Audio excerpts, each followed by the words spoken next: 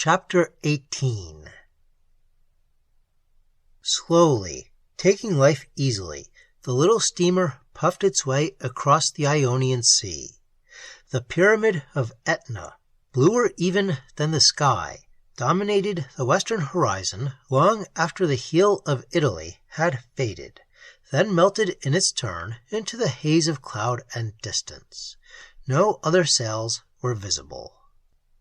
With the passing of Calabria, spring had leaped into the softness of full summer, and the breezes were gentle as those that long ago fanned the cheeks and hair of Io, beloved of Zeus, as she flew southwards toward the Nile.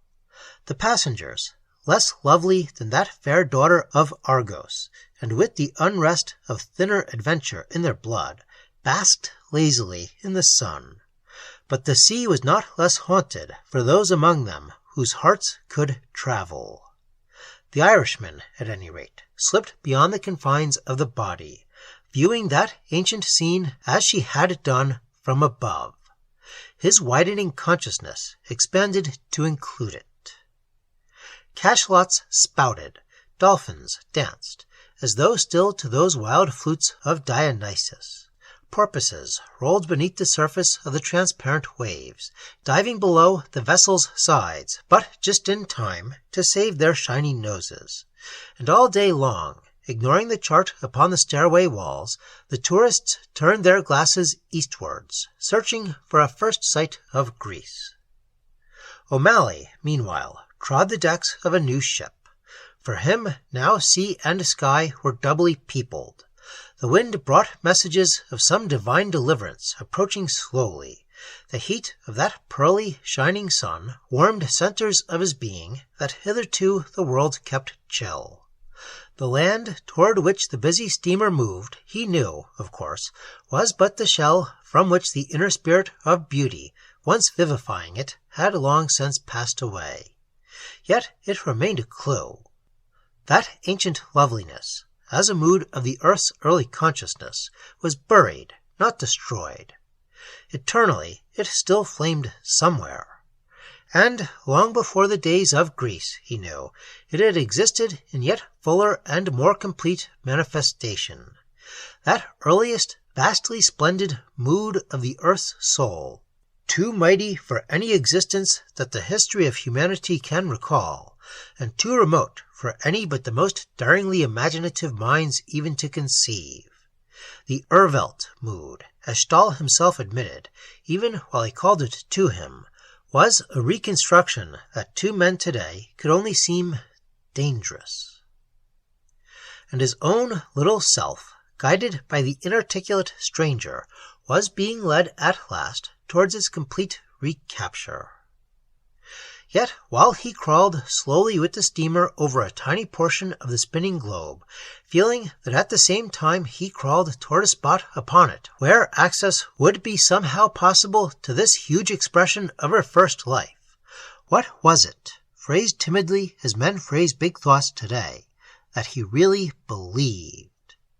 Even in our London talks, intimate as they were, interpreted too by gesture, facial expression, and silence, his full meaning evaded precise definition. "There are no words, there are no words," he kept saying, shrugging his shoulders and stroking his untidy hair. "In me, deep down, it all lies clear and plain and strong. But language cannot seize a mode of life that throve before language existed. If you cannot catch the picture from my thoughts, I give up the whole dream in despair." And in his written account, owing to its strange formlessness, the result was not a little bewildering. Briefly stated, however, that remnant, at least, which I discovered in my own mind when attempting to tell the story to others, what he felt, believed, lived, at any rate, while the adventure lasted, was this: that the earth, as a living, conscious being, had known visible projections of her consciousness similar to those projections of our own personality, which the advanced psychologists of today now envisage as possible. That the simple savagery of his own nature and the poignant yearnings derived from it were in reality due to his intimate closeness to the life of the earth. That whereas in the body the fulfillment of these longings was impossible, in the spirit he might yet know contact with the soul of the planet, and thus experience their complete satisfaction.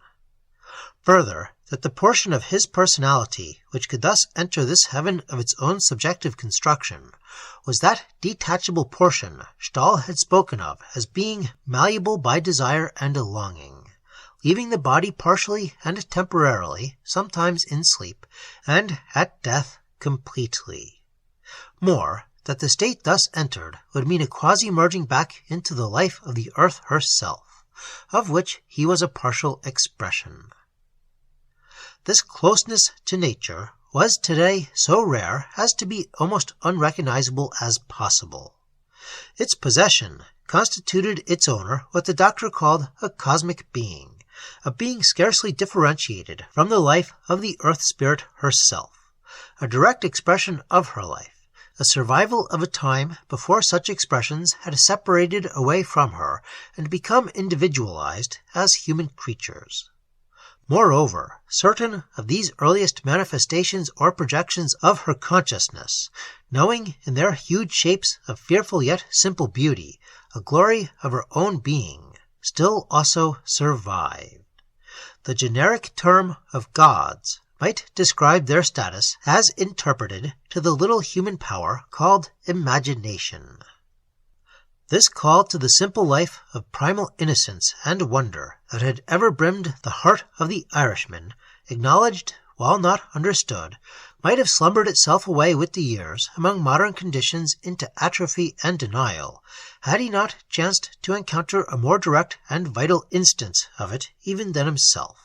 The powerfully charged being of this Russian stranger had summoned it forth.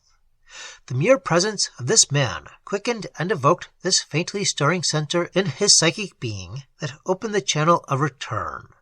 Speech, as any other explanation, was unnecessary.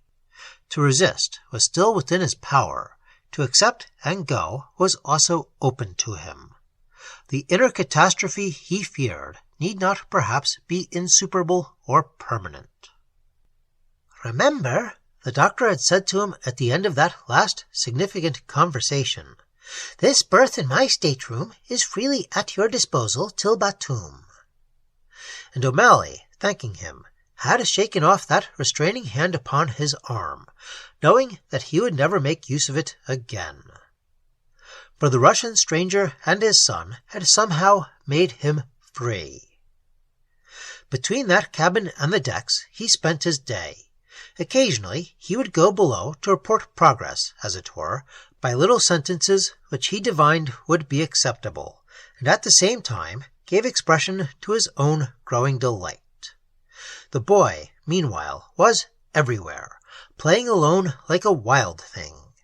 1 minute in the bows, hat off, gazing across the sea beneath a shading hand, and the next leaning over the stern rails to watch the churning foam that drove them forwards. At regular intervals he, too, rushed to the cabin and brought communications to his parent. "Tomorrow at dawn," observed the Irishman, "we shall see Cape Mattapan rising from the sea. After that, Athens for a few hours. Then coasting through the Cyclades, close to the mainland often." And glancing over to the berth, while pretending to be busy with the steamer trunk, he saw the great smile of happiness break over the other's face like a sunrise. For it was clear to him that, with the approach to Greece, a change began to come over his companions. It was noticeable chiefly in the father.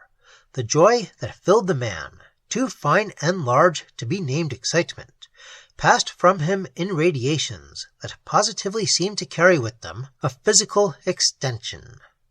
This, of course, was purely a clairvoyant effect upon the mind. O'Malley's divining faculty visualized the spiritual traits of the man's dilating self. But, nevertheless, the truth remained that, somehow, he increased. He grew, became interiorly more active, alive, potent. And of this singular waxing of the inner spirit, something passed outwards, and stood with rare dignity about his very figure. And this manifestation of themselves was due to that expansion of the inner life caused by happiness. The little point of their personalities they showed normally to the world was but a single facet, a tip, as it were, of their whole selves. More lay within, beyond. As with the rest of the world, a great emotion stimulated and summoned it forth into activity nearer the surface. Clearly, for these two, Greece symbolized a point of departure of a great hidden passion. Something they expected lay awaiting for them there. Guidance would come thence. And, by reflection perhaps as much by direct stimulation, the same change made itself felt in himself. Joy caught him, the joy of a homecoming, long deferred. At the same time, the warning of Dr. Stahl worked in him, if subconsciously only. He showed this by mixing more with the other passengers. He chatted with the captain, who was as pleased with his big family as though he had personally provided the weather that made them happy. With the Armenian priest, who was eager to show that he had read much of Thackeray and Kipling, and especially with the boasting Moscow merchant, who by this time owned the smoking room and imposed his verbose commonplaces upon one and all with authoritative self-confidence in 6 languages, a provincial mind in full display. The latter in particular held him to a normal humanity. His atmosphere breathed the wholesome thickness of the majority of humankind, ordinary, egoistic, with the simplicity of the uninspiring sort. The merchant acted upon him as a sedative, and that day the Irishman took him in large doses, allopathically, for his talk formed an admirable antidote to the stress of that other burning excitement that, according to Stahl, threatened to disintegrate his personality. Though hardly in the sense he intended, the fur merchant was entirely delightful, engaging as a child, for, among other marked qualities, he possessed the unerring instinct of the snob, which made him select for his friends those whose names or position might glorify his banal insignificance. And his stories were vivid pictorial illustrations of this useful worldly faculty. O'Malley listened with some secret delight, keeping a grave face and dropping in occasional innocent questions to heighten the color or increase the output. Others in the circle responded in kind, feeling the same chord vibrating in themselves. Even the priest, like a repeating gun, continually discharged his little secret pride that Byron had occupied a room in that Phoenician monastery where he lived, and at last O'Malley himself was conscious of an inclination to report his own immense and recently discovered kinship with a greater soul and consciousness than his own. After all, he reflected with a deep thrill while he listened, the desire of the snob was but a crude and simple form of the desire of the mystic, to lose one's little self in a self which is greater. Then, weary of them all and their minute personal interests, he left the smoking room and joined the boy again, running absurd races with him from stern to bow, playing hide-and-seek among the decks, even playing shuffleboard together. They sweated in the blazing sun and watched the dance of the sea, caught the wind in their faces with a shout of joy, or with pointing fingers followed the changing outlines of the rare, soft clouds that sailed the world of blue above them. There was no speech between them, and both felt that other things, invisible, swift, and spirit-footed, whose home is just beyond the edge of life as the senses report life, played wildly with them. The smoking room, then, with its occupants so greedy for the things that money connotates, the furs, champagne, cigars, and heavy possessions that were symbols of the personal aggrandizement they sought and valued, seemed to the Irishman like a charnel house, where those about to die sat making inventories in blind pride of the things they must leave behind.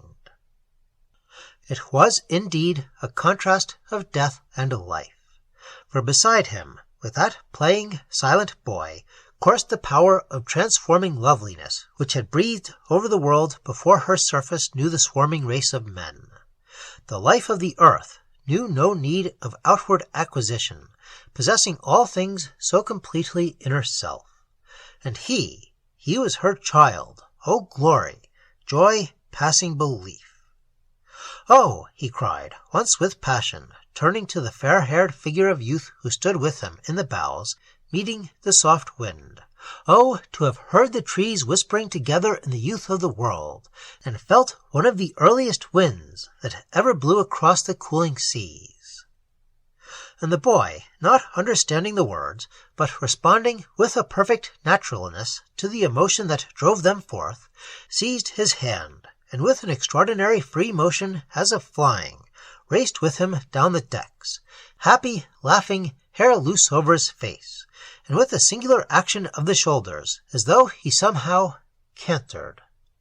O'Malley remembered his vision of the flying shapes. Toward the evening, however, the boy disappeared, keeping close to his father's side, and after dinner both retired early to their cabin. And the ship, meanwhile, drew ever nearer to the haunted land.